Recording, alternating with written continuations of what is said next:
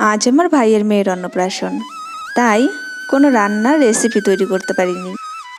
তো ভাবলাম কি করি, তো মনে হলো এই অন্নপ্রাশনেরই জাস্ট সামান্য কিছু ক্লিপ আপনাদের সঙ্গে শেয়ার করি। অন্নপ্রাশনের অনেক যে উপাচার থাকে সেগুলো কোনো কিছুই শেয়ার করছি না, জাস্ট খাবার দাবারের কিছু আইটেম আপনাদের সঙ্গে শেয়ার করছি।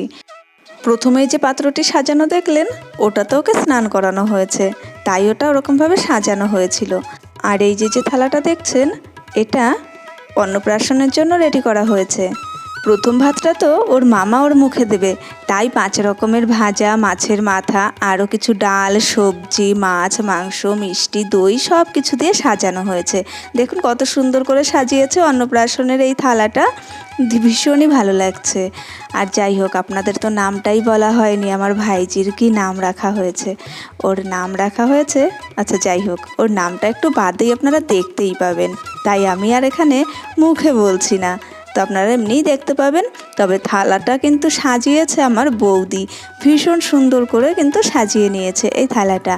আর নামটা দেখতে পাচ্ছেন কি, আরাধ্যা সোনার মুখে ভাত, অর্থাৎ আমার ভাইজির নাম আরাধ্যা। তো আরাধ্যার কোনো ভিডিও ক্লিপ কিন্তু আমি আপনাদের সঙ্গে শেয়ার করছি না। তো যাই হোক, পরে কিন্তু চলে এলাম এখানে মূল যে খাবার মেনু ছিল সেখানে। এই ছোট্ট একটু ভিডিও শেয়ার করছি, তবে আপনারা যদি দেখতে চান পরে আরও ভিডিও ক্লিপ আপনাদের সঙ্গে শেয়ার করব। তো রান্নার মেনু যেটা ছিল, নান ছিল আর ছিল চানা পনির, আর সেটা খেতে খেতেই চলে এসেছিলো সাদা ভাত আর ভেজ ডাল। ভেজ ডালটা বেশ সুন্দর হয়েছে রান্না। তারপরে ছিল চিংড়ি মাছের মালাইকারি। চিংড়ির মালাইকারি কিন্তু আমার ভীষণ পছন্দের একটা খাবার।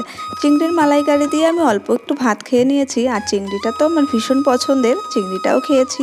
রান্না কিন্তু দারুণ সুন্দর হয়েছিল। তো চিংড়িটা খাওয়ার পরে স্যালাড দিয়ে দিয়েছে, আর তারপরে এসে গেছিলো ফ্রায়েড রাইস। ফ্রায়েড রাইসটাও দারুণ হয়েছিল, এর মধ্যে পনির দিয়েছিল, আর পনিরটার জন্য আরও বেশি ভালো লেগেছে। সঙ্গে ছিল লাল লাল চিকেন কষা।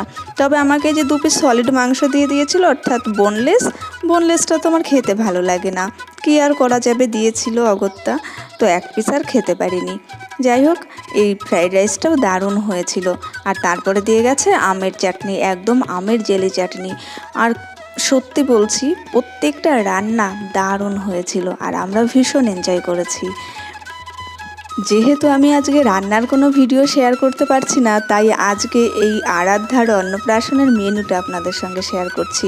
চাটনির সঙ্গে ছিল পাঁপড়, তারপরে ক্ষীর ছিল সবার জন্য। যেহেতু ভাইজি আজকে প্রথম ক্ষীর মুখে দিয়েছে, তাই আবার বাকি সবার জন্য ক্ষীর ছিল। আর চাটনি পাঁপড় দিয়ে না খেতে পারলে তো একদম ভালো লাগে না, তাই আমি একটু পাঁপড় দিয়ে চাটনিটাও খেয়ে নিচ্ছিলাম। আর এরপরেই এসে গেছিলো লড চমচম। যতগুলো মিষ্টির আইটেম আমার ভালো লাগে, তার মধ্যে এই লড চমচমটা হচ্ছে একদম মোস্ট ফেভারিট একটা আইটেম আমার। তো এই জন্য 2টো লড চমচম নিয়ে নিয়েছিলাম। তো এই ছিল হচ্ছে খাবার মেনু। আর আপনাদের তো বলা হয়নি, স্টার্টারে ছিল হচ্ছে চিকেন পাকোড়া আর কফি। তো যাই হোক, আজকে কিন্তু এখানেই শেষ করছি। যত তাড়াতাড়ি সম্ভব আবার নিয়ে চলে আসব রান্নার রেসিপি। তবে বাবার বাড়িতে আছি, রান্না বান্না তো তেমন করতে পারছি না বা করা হচ্ছে না, এই জন্য কিন্তু আপনাদের সঙ্গে আমি রেসিপি শেয়ার করতে পারছি না। আর পরে রাতের দিকে ছিল ফাংশানের একটা অনুষ্ঠান, অর্থাৎ একটা বিচিত্রা অনুষ্ঠান করা হয়েছিল। তবে এখানে আমি ভয়েস অফ করে দিয়েছি, জানেনই তো অনেক রকম রেস্ট্রিকশান থাকে, এই জন্য। তবে প্রোগ্রাম কিন্তু ভীষণই সুন্দর হয়েছিল এবং সবাই এনজয়ও করেছিল। আজকের মতো টাটা।